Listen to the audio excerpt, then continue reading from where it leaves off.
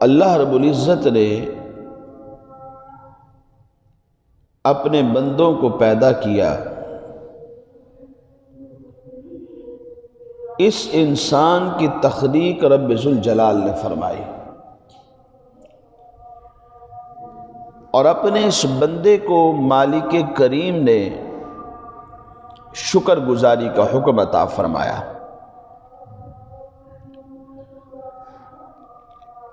اور واضح طور پر قرآن مجید فرقان حمید کے اندر یہ بات موجود ہے کہ اللہ رب العزت فرماتا ہے اِنَّا هَدَيْنَاهُ السَّبِيلَ اِمَّا شَاكِرًا وَإِمَّا كَفُورًا، کہ بے شک ہم نے لوگوں کو راستہ دکھایا ہے، اس بنی نوع انسان کو راستہ ہم نے دکھایا ہے۔ راہ ہدایت رب ذوالجلال نے دکھائی ہے، باوجود اس کے کہ راہ ہدایت رب نے دی ہے، پھر بھی اللہ کے ان دو بندوں کے احوال دو طرح کے ہیں، اما شاکرا و اما کفورا۔ بعض وہ ہیں جو رب کے بارگاہ میں نعمتوں کے ملنے پر، ہدایت کے راستے کے ملنے پر شکر گزار ہو جاتے ہیں، اور بعض وہ ہیں جو ناشکرے بن جاتے ہیں۔ انسان کی تخلیق رب نے فرمائی ہے، اس میں کوئی دو رائے نہیں ہے، کیونکہ رب ذوالجلال انسان کو پیدا بھی کرنے والا ہے، زمین پر جماؤ بھی دینے والا ہے۔ قرآن میں اللہ رب العزت نے واضح فرما دیا ہے کہ وَلَقَدْ مَكَّنَّاكُمْ فِي الْأَرْضِ، کہ اس زمین کے اندر تمہیں جو جماؤ ہے وہ ہم نے دیا ہے، اس زمین کے اندر جو جماؤ ہے رب نے دیا ہے، اس زمین کے اندر سکونت اللہ نے عطا فرمائی ہے، اور مختلف قسم کی نعمتوں سے نواز دیا ہے۔ اس زمین پر رہتے ہوئے زندگی گزارنے کے جو انداز ہیں وہ بھی رب ذوالجلال نے عطا فرمائے، ورنہ اس سے پہلے تو کچھ بھی نہ تھا، انسان کا کوئی وجود نہ تھا۔ قرآن مجید فرقان حمید کے اندر ہی اللہ رب العزت نے اس کو بھی واضح فرمایا، هل اتى على الانسان حين من الدهر لم يكن شيئا مذكورا، کہ انسان کے اوپر ایک زمانہ گزرا ہے کہ جس میں انسان کچھ نہیں تھا، اس کا کوئی وجود نہیں تھا۔ حین من الدہر لم یکن شیئا مذکورا، کوئی قابل ذکر چیز انسان نہیں تھا۔ مفسرین فرماتے ہیں کہ اس سے مراد یہ بھی ہو سکتا ہے کہ اللہ رب العزت نے جو حضرت آدم علیہ السلام کو پیدا کیا، آپ کا خاک کا، مٹی کا ایک پتلا تیار کیا گیا، 40 سال ایسے گزر گئے کہ جس میں حضرت آدم علیہ السلام کا کوئی ذکر نہیں تھا، یا اس سے مراد یہ بھی ہو سکتی ہے کہ انسان کی تخلیق سے پہلے جبکہ یہ شکم مادر میں ہوتا ہے، اپنی ماں کے پیٹ میں ہوتا ہے، تب اس کا کوئی ذکر نہیں ہوتا، مختلف مراحل اس پر گزرتے ہیں۔ پانی وجود میں آتا ہے، پانی کا اختلاط ہوتا ہے، پھر اس کے بعد یہ ایک خون کا لوتھڑا بن جاتا ہے، پھر ایک گوشت کا ٹکڑا بن جاتا ہے، اور پھر اس کی شکل و صورت وجود میں آنا شروع ہوتی ہے۔ فرمایا اس سے پہلے انسان کچھ بھی نہیں تھا، لم یکن شیئا مذکورا۔ پھر اللہ رب العزت نے انسان کو تخلیق فرمایا، مٹی سے پیدا کیا۔ یا ایھا الناس اتقوا ربکم الذی خلقکم، اللہ رب العزت نے تمہیں پیدا کیا ہے، کس سے؟ صرف ایک جان سے، کیونکہ پہلے حضرت آدم علیہ السلام کو پیدا کیا گیا، اور پھر آدم علیہ السلام کے وجود سے اللہ رب العزت نے حضرت اماں حوا رضی اللہ تعالی عنہا کو پیدا کیا، اور پھر بنین و انسان کی جو تخلیق ہوئی ہے ان دونوں ذوات سے، ان دونوں شخصیات سے ہوئی ہے، اس سے پہلے کچھ بھی نہیں تھا۔ لم یکن شیئا مذکورا، اللہ رب العزت نے واضح فرما دیا خلقکم من نفس واحدہ۔ بعض لوگ یہ کہہ دیتے ہیں کہ جناب بندر تھے پہلے اور بندروں سے انسان بن گئے، ایسا کچھ نہیں ہے۔ قرآن میں جب ایک بات موجود ہے تو ہم تجسس میں کیسے پڑھ سکتے ہیں، ہم اوہام میں کیسے پڑھ سکتے ہیں، شبہات میں کیسے پڑھ سکتے ہیں، جب اللہ خود فرما رہا ہے کہ ہم نے آدم علیہ السلام کی تخلیق مٹی سے فرمائی ہے، آدم علیہ السلام کو پیدا ہم نے کیا ہے۔ لم یکن شیئا مذکورا، اس سے پہلے کچھ نہیں تھا، یہ انسان کوئی قابل ذکر چیز نہیں تھا، پھر انسان کا وجود آیا ہے۔ یہ سب اوہام ہیں، شبہات ہیں جو انسان کے ذہن و گمان میں ڈالے جاتے ہیں، حالانکہ ایسا کچھ بھی نہیں ہے۔ اللہ تبارک و تعالیٰ نے بنین و انسان کی تخلیق فرمائی ہے۔ آدم علیہ السلام کو مٹی سے پیدا کیا، اور پھر جب آدم علیہ السلام پیدا ہو گئے تو ان کی انس کے لیے اللہ رب العزت نے حضرت حوا رضی اللہ تعالی عنہا کو ان کی بائیں پسلی سے پیدا کیا۔ علماء فرماتے ہیں کہ آدم علیہ السلام بغیر ماں اور بغیر باپ کے تھے، جو ہمارا فطرتی طریقہ ہے۔ یہ اس بات پر بڑی واضح دلیل ہے کہ پہلے کچھ بھی نہیں تھا، کیونکہ آج 100 سال پیچھے چلے جائیں آپ، مردم شماری چیک کرے کتنے انسان تھے، کروڑوں کا فرق پڑ جائے گا۔ پھر اس سے 1 سال پیچھے چلے جائیں اور کروڑوں کا فرق پڑ جائے گا۔ مزید 1 سال پیچھے چلتے چلے جائیں، صدیاں گزرتی چلی جائے گی، بظاہر جب ہماری انتہا ہوگی تو ایک ذات پر ہو جائے گی۔ اللہ کی قدرت ہے کہ بغیر ماں کے رب نے آدم علیہ السلام کو پیدا کر دیا، بغیر باپ کے آدم علیہ السلام کو پیدا کر دیا۔ پھر رب نے اپنی قدرت دکھائی کہ ایک باپ سے بغیر ماں کے رب ذوالجلال نے حضرت حوا رضی اللہ تعالی عنہا کو پیدا کیا۔ اور پھر وہ وقت بھی آیا جب اللہ رب العزت نے ایک اور قدرت کا اظہار کیا کہ ہم ماں سے بغیر باپ کے بھی پیدا کر سکتے ہیں۔ حضرت عیسیٰ علی نبینا وعلیہ الصلاۃ والسلام کو بغیر باپ کے پیدا کر دیا۔ اسی طرح اگر ہم دیکھنا چاہیں تو انسانوں کی مردم شماری کے ساتھ ساتھ قبائل کو دیکھیے کہ اللہ نے مختلف قبائل میں، مختلف قوموں میں اس انسان کو تقسیم کیا ہے، اور جب ہم پیچھے چلتے چلے جاتے ہیں تو ہماری برادریوں کی بھی ایک انتہا ہوتی ہے، اور جو انتہا ہے گویا کہ وہیں سے ابتدا ہے، اس سے پہلے کچھ نہیں تھا۔ ہر چیز کی ایک ابتدا ہے اور اس کی ایک انتہا ہے۔ کل نفس ذائقۃ الموت۔ اور اس کی بالکل آسان مثال لے لیں کہ سادات پہلے کہاں تھے؟ سید کی انتہا اگر دیکھنا چاہتے ہیں، آج یہاں سے آپ چلیں تو ملک کے اس دنیا کائنات کے کسی بھی کونے اور گوشے میں پہنچے آپ کو سادات مل جائیں گے، سید زادے مل جائیں گے، سیدوں کے گھرانے مل جائیں گے۔ لیکن جب آپ پیچھے چلتے ہیں تو یہ انتہا کہاں ہوتی ہے؟ حضرت امام حسن، حضرت امام حسین رضی اللہ تعالی عنہما پہ جا کے ہو جاتے ہیں۔ گویا کہ ہر چیز کی ایک انتہا ہے اور وہی اس کی ابتدا ہے۔ اس انسان کا وجود کہاں سے ہوا ہے؟ جہاں سے ہوا ہے وہی اس کی ابتدا ہے۔ حضرت آدم علیہ السلام سے اس انسان کا وجود ہے، کیونکہ جب ہم چلتے چلے جاتے ہیں، پیچھے آخر تک پہنچتے ہیں تو مردم شماری کم ہوتی چلی جاتی ہے، یہاں تک کہ ایک ذات پر انتہا ہوتی ہے، اور وہ ذات کوئی اور نہیں، آدم علیہ السلام ہے۔ تو بندروں سے کوئی انسان کا وجود نہیں ہے۔ آج کوئی کہنا شروع کر دے پڑھا لکھا بندہ آ جائے، نہیں۔ جو قرآن نے کہا ہے حق وہی ہے، سچ وہی ہے، اور آخری حکم بھی وہی ہے جو رب ذوالجلال نے فرما دیا ہے۔ تو اللہ تبارک و تعالی نے اس بنین و انسان کی تخلیق فرمائی اور فرما دیا لم یکن شیئا مذکورا، اس سے پہلے یہ کچھ نہیں تھا۔ کوئی قابل ذکر چیز نہیں تھی. پھر اس کے بعد اللہ تبارک و تعالیٰ نے اس انسان کو پیدا فرمایا.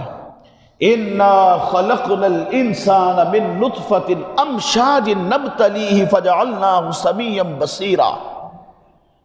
اللہ فرماتا ہے بے شک ہم نے پیدا کیا اس انسان کو، اور اس انسان کو پیدا کن مراحل میں کیا ہے؟ فرمایا پانی کے چند قطرے ہی تھے جو مکس تھے، ملے ہوئے قطرے تھے.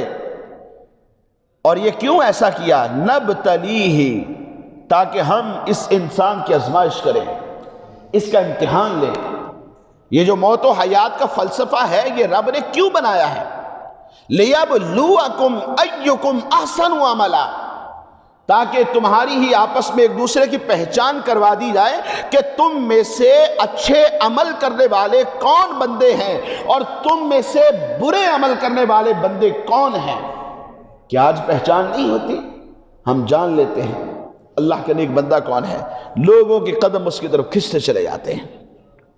ہم جان لیتے ہیں کہ ایک برا انسان کون ہے. اپنی محافل میں، اپنی سٹنگز کے اندر پھر ہم اس کا تذکرہ کرتے ہیں کہ فلاں شخص تو غاصب آدمی ہے، فلاں شخص بدبخت آدمی ہے، فلاں شخص ایسا ہے جو لوگوں کے مال چوری کر کر کے، غصب کر کر کے بڑا امیر آدمی بن گیا ہے.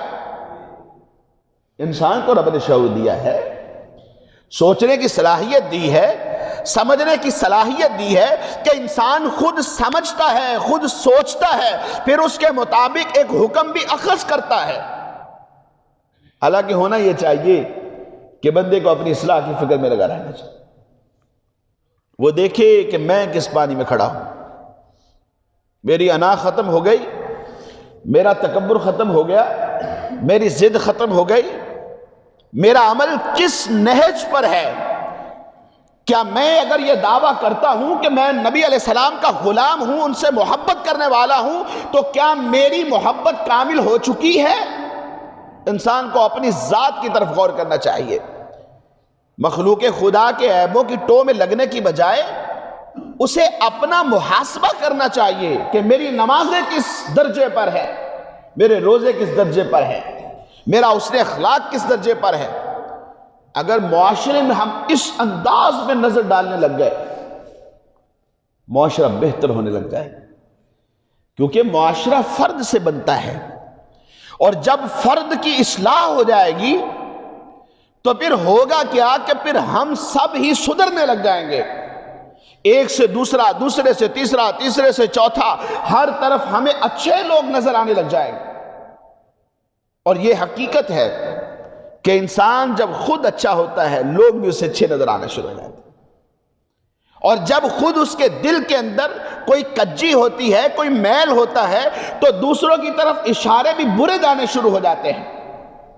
کسی دانشور نے ایک قول کیا، کہا کہ اس قوم کی اصلاح کیسے ہو جس قوم کے ہر فرد کے نزدیک اصلاح کا مطلب دوسروں کی اصلاح. میرے نزدیک مطلب اصلاح کا کیا ہے کہ میں ان کی اصلاح کروں. آپ کے نزدیک اصلاح کا مطلب کیا ہے کہ ہم ان کی اصلاح کریں. ان کے نزدیک اصلاح کا مطلب کیا ہے کہ ہم ان کی اصلاح کریں. ہم سب کے نزدیک اصلاح کا مطلب یہ ہے کہ محلے والوں کی اصلاح کر دیں، اپنے ماتحتوں کی اصلاح کر دیں. تو بھائی اپنی اصلاح کب کرنی ہے؟ یہ اس وقت ہی ہوگی جب ہم اس ایم پر، اس مقصد پر عمل کریں گے کہ مجھے اپنی اور ساری دنیا کے لوگوں کی اصلاح کی کوشش کریں. اگر ہم اس مقصد حقیقی کے تحت چل پڑے تو پھر معاشرے میں انقلاب آئے گا. ہم دوسروں کی اصلاح کی کوشش تو کر رہے ہیں لیکن اپنی اصلاح کی فکر نہیں ہوتی، اس لیے زبان پہ اثر بھی نہیں ہوتا. اور جس روز ہمارا عمل ایسا عمل ہو گیا کہ جو سنہری الفاظ سے لکھنے والا ہے، ہم خود اپنی ذات پہ غور کرنے لگ گئے، تو پھر سمجھ جائیے گا کہ اس دن سے اصلاح شروع ہو جائے گی. پھر معاشرے میں انقلاب آتے ہیں. آج آپ اوپر سے نیچے تک نظر دوڑائیں، حکمرانوں کو دیکھیں، ان کے ماتحتوں کو دیکھیں، اپنے گھر میں آ جائیں، اپنے گھر میں دیکھیں ہر کوئی دوسرے کی اصلاح کر رہا ہے. اپنی اصلاح، اوروں کو نصیحت، خود میاں فصیحت. اگر کوئی نصیحت کی بات کر دو پھر لڑنے کو پڑ جاتے. وہ آپ ہوتے کون ہیں ہمیں کہنے والے؟ ہم تو وہ ہیں کہ جن کے ایک بات کہی جائے تو 10 جواب دیتے ہیں۔ صبر بھی کوئی چیز ہوتی ہے، صبر کرنا انسان کو سیکھنا چاہیے، درگزر سیکھنا چاہیے۔ نبی کریم صلی اللہ علیہ وسلم نے فرمایا سل من رحمک، فرمایا کہ تو صلہ رحمی کر جو تجھے محروم کرتا ہے، جو تجھ سے تعلق کو توڑ لیتا ہے، تو اس سے تعلق کو جوڑا کر، تو اسے عطا کیا کر جو تجھے محروم کرتا ہے، تو اسے معاف کر دیا کر کہ جو تجھ پر ظلم کرتا ہے۔ تو یہ سب روایتیں پھر کدھر چلی جائیں گی؟ انسان کو رب نے تخلیق فرمایا اور واضح کر دیا کہ ہم نے اس انسان کو بنایا ہے، پہلے یہ کوئی چیز نہیں تھی، لم یکن شیئا مذکورا، قابل ذکر چیز نہیں تھی۔ انا خلقنا الانسان من نطفۃ امشاج، ملے ہوئے پانی سے اسے پیدا کیا ہے۔ کیوں؟ نبتلیہ، تاکہ ہم اس کی آزمائش کریں۔ لیبلوکم ایکم احسن عملا، کہ تم میں سے کون بندے ہیں، مرنا تو ہر ایک نے ہے، کوئی رہ نہیں جائے گا، کوئی نہیں رہ جائے گا، ہر ایک نے چلے جانا۔ عمل اچھے لے کر کون گیا ہے؟ نبتلیہ، اس لیے ہم نے پیدا کیا تاکہ ہم تمہاری آزمائش کریں۔ فجعلناہ سمیعا بصیرا، اس انسان کو ہم نے بنا دیا دیکھنے والا، سننے والا۔ گویا رب نے شعور دے دیا ہے۔ اس لیے امام غزالی رحمۃ اللہ تعالی علیہ نے فرمایا تھا، اور تفسیر مدارک کے اندر صاحب تفسیر مدارک نے بھی اس کو لکھا ہے، کہ اللہ کی مخلوق کی 3 قسمیں ہیں جنہیں چراغ عقل دیا گیا۔ خواہشات نفسانیہ نہیں ملی وہ فرشتے ہیں، جنہیں خواہشات نفسانیہ ملی چراغ عقل نہیں ملا وہ جانور ہیں، اور جنہیں خواہشات نفسانیہ بھی ملی ہیں چراغ عقل بھی ملا ہے کہ میں ان خواہشات نفسانیہ کا اظہار کیسے کروں گا، یہ شعور بھی مل گیا ہے، اسے چراغ عقل بھی مل گیا ہے۔ فرمایا یہ انسان ہے، اشرف المخلوقات ہے، اور یہی انسان، صاحب تفسیر مدارک کہتے ہیں یہی انسان، اس کے اوپر اگر اس کی شہوات نفسانیہ غالب آ جاتی ہیں، گناہ کرنے لگتا ہے، چراغ عقل اس کا بند ہو جاتا ہے، مانند پڑ جاتا ہے، روشنی ختم ہو جاتی ہے، ہر طرف نفس ہی نفس نظر آنے لگتا ہے، تو فرمایا یہ جانوروں سے بدتر ہو جاتا ہے۔ اور اگر اس کی نفسانی شہوات کے اوپر عقل کا چراغ غالب رہتا ہے، ہر بات کو عقل کے دائرے میں سوچتا ہے، دیکھتا ہے، اور کرنے سے پہلے عمل کرتا ہے، تو فرمایا پھر یہی انسان فرشتوں پر بھی غالب ہو جاتا ہے، افضل ہو جاتا ہے۔ حضرت امام حسن بصری رحمۃ اللہ تعالی علیہ موت کا وقت قریب آ گیا، آپ کے شاگرد، آپ کے مرید یوں بیٹھے تھے حلقہ بنا کے۔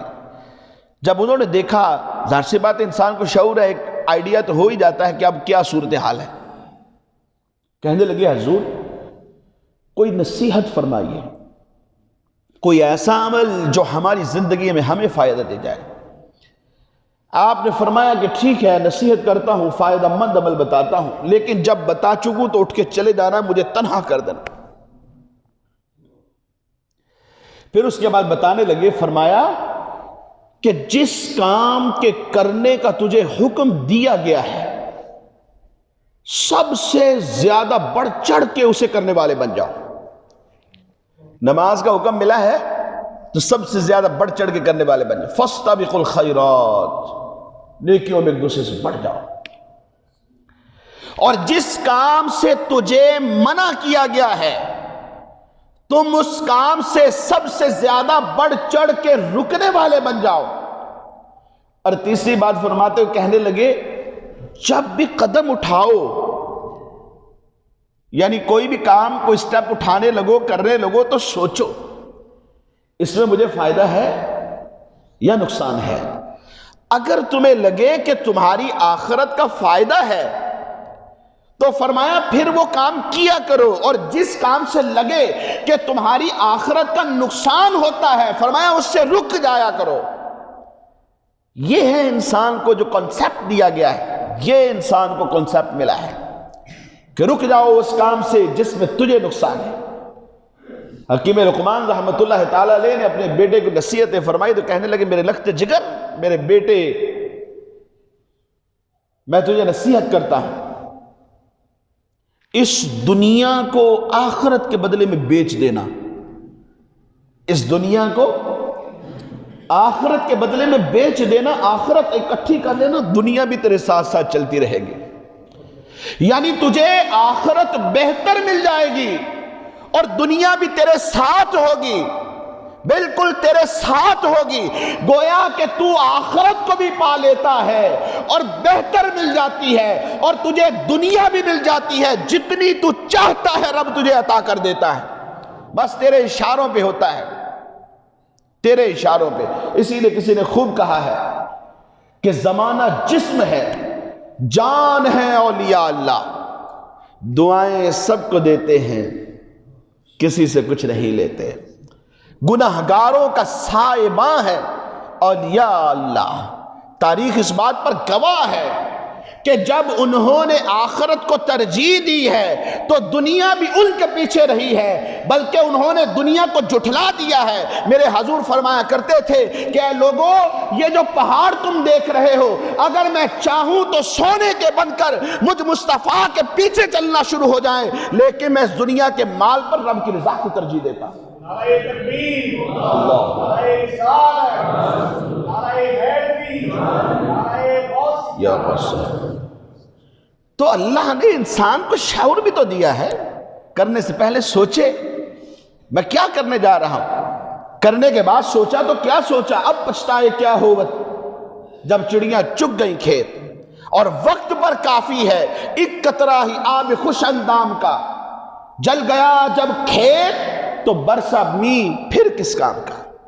وقت سے پہلے انسان کو سوچ لانا چاہیے، اور یہ انسان کی زندگی میں ایسے لمحات آتے رہتے ہیں کہ وہ کوئی غلط کام کرنے لگتا ہے، سوچے پہلے۔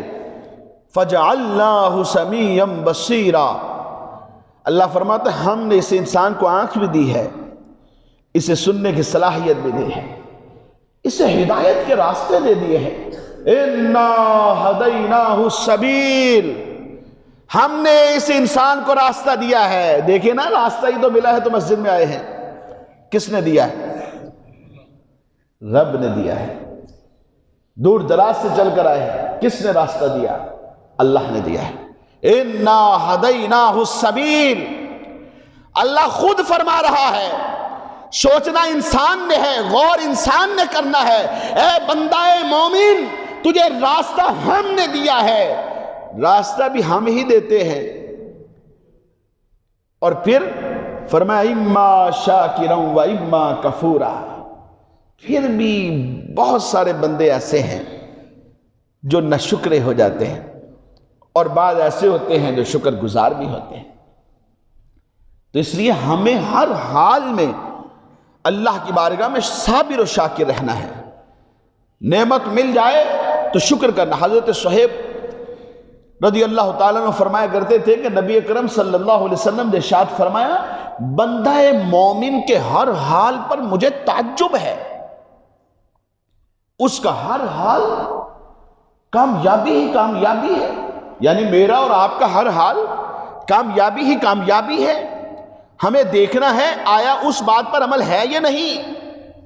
حضور فرمایا کرتے تھے جب اس بندہ مومن کو راحت پہنچتی ہے تو اللہ کی بارگاہ میں شکر گزار ہو جاتا ہے، مولا تیرا شکر ہے، یہ تیرا فضل ہے جو تو نے مجھے عطا کیا ہے، میں اس قابل تو نہیں تھا لیکن پھر بھی تو نے مجھے عطا کر دیا ہے۔ مولا ساری زندگی میں سجدے میں پڑھ کر تیرا شکر ادا کرتا رہوں تو نہیں کر سکتا، اے اللہ تو بہت بڑا ہے، تیرا میں شکر ادا کرتا ہوں۔ فرمایا کیسا حال ہے؟ کامیابی ہے، راحت ملی تو رب کے حضور رجوع کرتا ہے، اور مصیبت آ جائے تو فرمایا پھر بھی اس کا حال کامیابی ہوتا ہے، کیونکہ یہ پھر اس وقت صبر کرتا ہے۔ صبر کیا رب راضی، شکر کیا رب راضی، اور ایمان والوں کے لیے یہ دونوں ہی راستے ان کے رب نے ان کو عطا فرمائے ہیں۔ لیکن پھر بھی انسان کہیں نہ شکری کرتا ہے. اما شاکرا و اما کفورا. اور پھر اس کے بعد فرمایا یاد رکھنا انا اعتدنا للکافرین سلاسلا واغلالا وسعیرا. جو کفار ہوتے ہیں ان کے لیے ہم نے کڑیاں زنجیریں بنا رکھی، توق جو گلے میں ڈالے جائیں گے وہ بنا رکھے، اور ہم نے ان کے لیے بھڑکتی ہوئی آگ کو تیار کر کے رکھا ہے.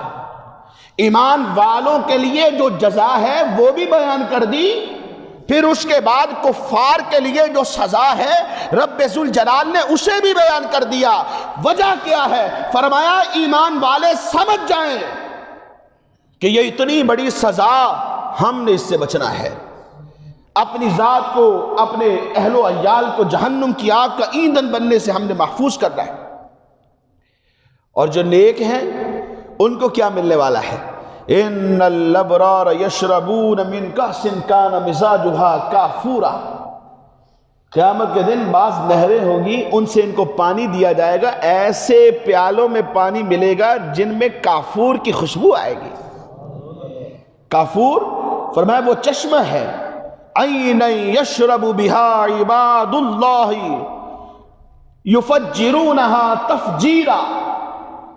کافور وہ چشمہ ہے جس سے اللہ کے نیک بندے پانی پئیں گے، اور اللہ نے ان کو ایسے اختیار دیے ہوئے ہوں گے، یفجرونها تفجیرا.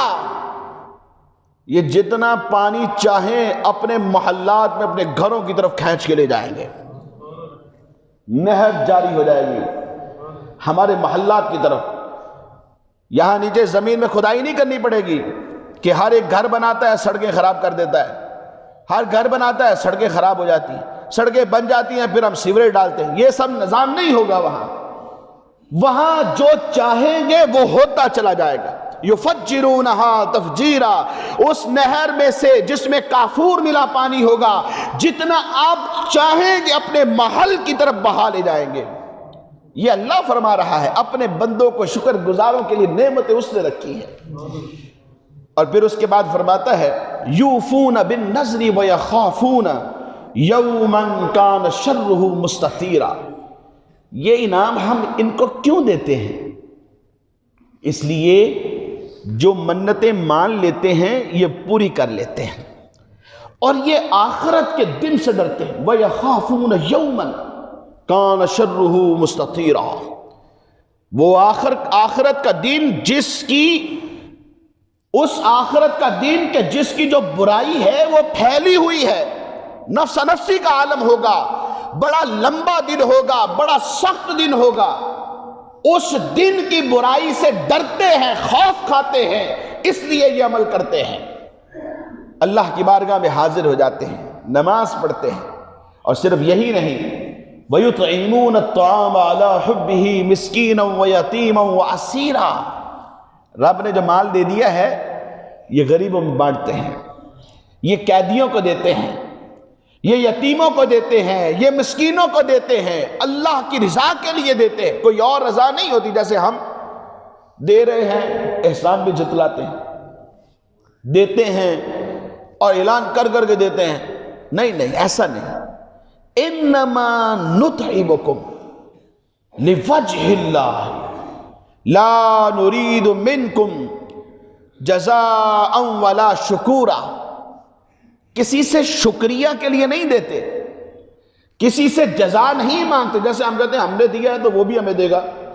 کئی دفعہ شادیوں میں ایسا ہوتا ہے، رشتہ داروں میں اس طرح کے معاملات ہوتے رہتے ہیں. بھائی ہم نے دیا، اس نے نہیں دیا، وہ پتھر پہ لکیر ہو جاتا ہے. ہم نے دیا، اس نے نہیں دیا، ہم بھی نہیں دیں گے. ہم نے جتنے دیے اس نے اتنے ہی دے دیے، بڑا چڑھا کے نہیں دیے، ہم بھی اگلی مرتبہ اتنے ہی دیں گے.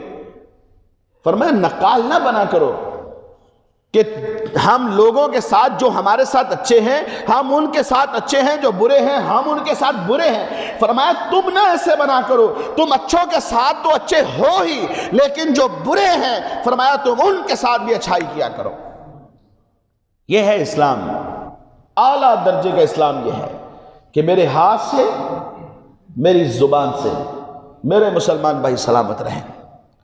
انما نطعمکم لوجہ اللہ لا نرید منکم جزاء ولا شکورا انا نخاف من ربنا یوما عبوسا قمطریرا.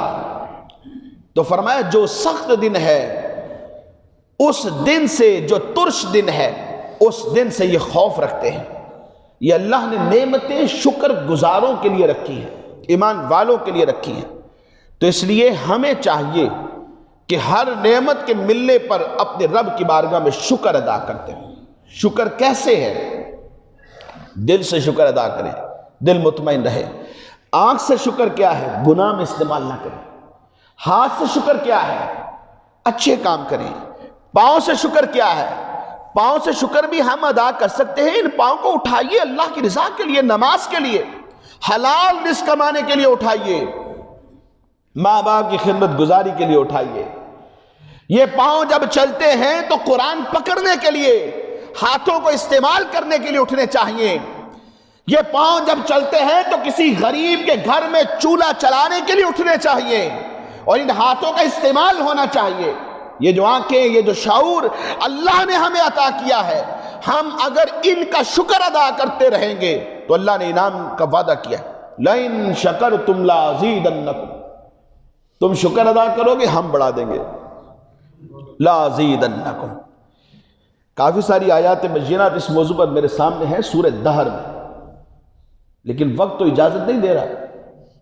آپ وقت پر تشریف لایا کریں، سنا کریں قرآن کیا کہتا ہے. ہمیں ضرورت ہے، ہمیں ضرورت ہے، ہمیں ضرورت ہے، کیونکہ ہم چاہتے ہیں کہ ہماری آخرت سمجھ جائے. جہاں ہمیشہ رہنا ہے وہ آخرت سمجھ جائے جہاں ہمیشہ رہنا. وقت پر تشریف لایا کریں. دنیا کا تو نظام رکتا ہی نہیں ہے، دنیا کے کام ختم نہیں ہوتے، یہ مرتے دم تک ختم نہیں ہیں. وقت پر تشریف لائیں گے نا انشاءاللہ، لایا کریں، قرآن سنا کریں. یہ قرآن کیا کہہ رہا ہے، ہماری اصلاح کیا کر رہا ہے. سب کچھ ادھر رہ جائے گا، ساتھ اگر کچھ جائے گا تو نیک عمل ہوں گے. اللہ رب العزت عملوں کی توفیق نصیب فرمائے.